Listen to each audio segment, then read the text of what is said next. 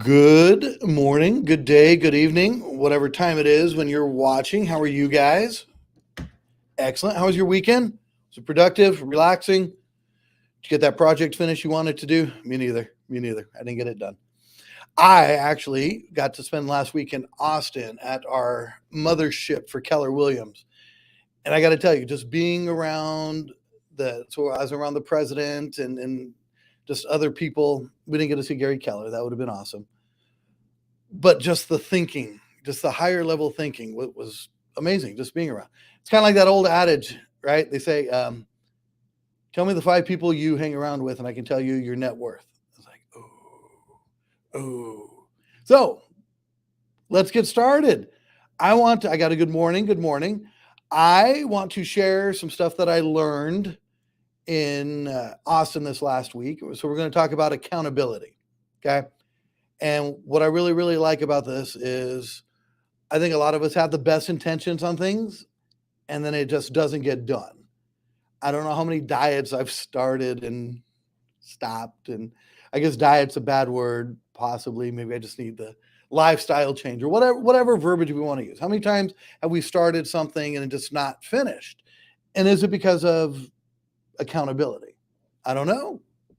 Let's find out, shall we? I feel a little rusty here. Got to find my little promo. Which one?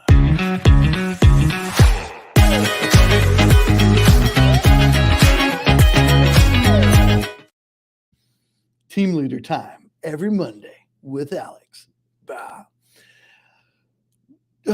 Stephen Covey, 7 Habits of Highly Successful People. We've talked about that before. One of the habits is being proactive, right? Okay. So let's just remember that being proactive is better than being reactive. And I'm just going to read this real quick. Be accountable. When life happens and reality shows up, you have 2 options. You can claim to be a victim, reactive, and leave things at status quo, or you can show up, be accountable, and make a change. Oh, this would have been a perfect song for me, or time for me to have that Michael Jackson song going. Make the change, right? With the man in the mirror. Who makes the change? It's that person.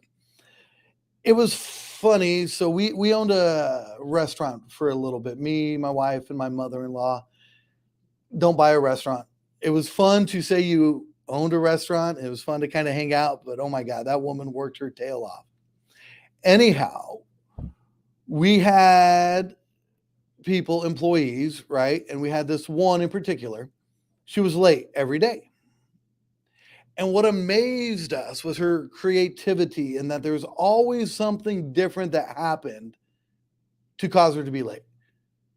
It was traffic. It was snow. It was the car didn't start. She ran out of gas.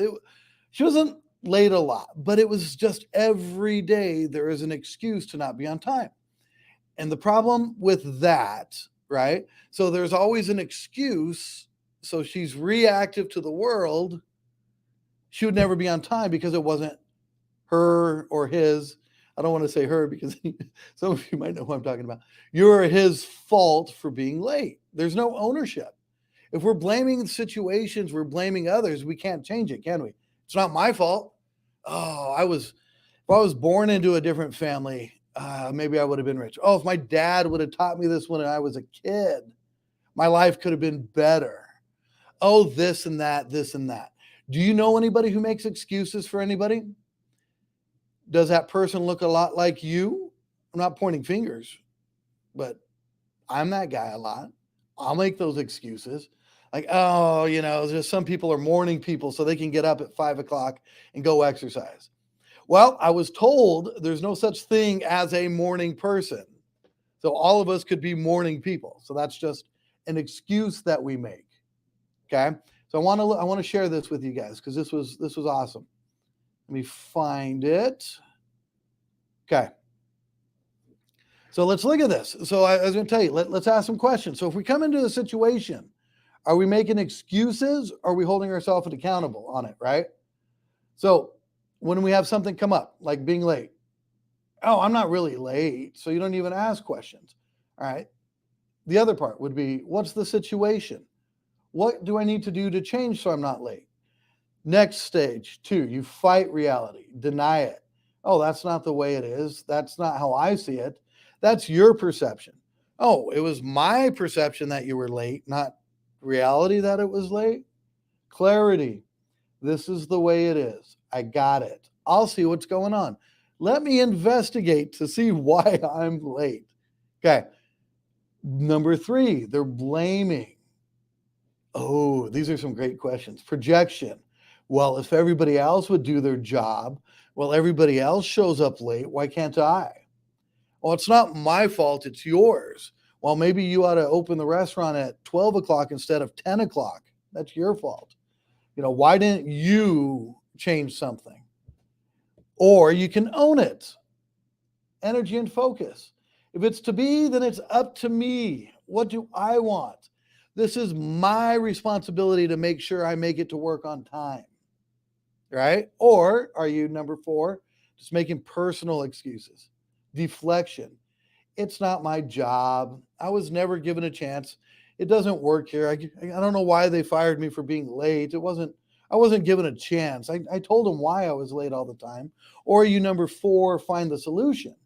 What are the possibilities? Well, what are my options? Well, maybe I need to find a job that starts later, right? How can I get what I want? Well, I do want to keep the job. Maybe I'll get up an hour earlier. Or what can I do? You guys hear the difference here? This is taking ownership versus blaming somebody. Last, weights and hopes, resignation. Oh, I hate, and this is so funny. I'm going to pull off of this for a second because we hear this a lot, right? They're at the point where they're resignating. Well, if it was meant to be, it'll happen. How many of you guys have heard this with somebody wanting to buy their house? Well, I guess it just wasn't meant to be. Also, no, moron, you didn't file your taxes. No, you didn't save up enough money. It's not that it wasn't meant to be. You didn't have a plan. Time will tell. Well, it's out of my hands. Que sera, sera. Have you met people like that? Are you that person? What's the better way to do it? Well, let's get on with it. Let's have an action plan. Let's get started. Oh, fine. Instead of me not having my taxes paid so I can buy this house, all right, let's get that done. What do I need to do? Time's up. Let's go. That's what I'll do then. I'll take care of it. So my big question, I know that was a lot, just kind of reading that to you guys, but I think you guys get the point of this. If we're looking at it, am I blaming my situation? Am I blaming others so I don't have to hold myself accountable? When we start holding ourselves accountable is when we start achieving our big dreams, our big goals. Do you guys agree? I'd agree. All right. If you guys want this sheet, let me know. Just message me and I'll send it to you. Just DM me with your email. I'll send this to you. But this is from the 6 Personal Perspectives, which is a course, more like a mindset that Gary Keller created to get us all framed up to succeed. Because we have to have the proper mindset for us to believe we can achieve these things. Because if we're making excuses, what's going to happen? What's going to happen? We're going to keep making excuses. And we're not that kind of people. We want to win. All right, you guys, let's go out there. Let's win. Let's be accountable. Because whose fault is it if you lose? Whose fault is it if you win? So let's choose to win.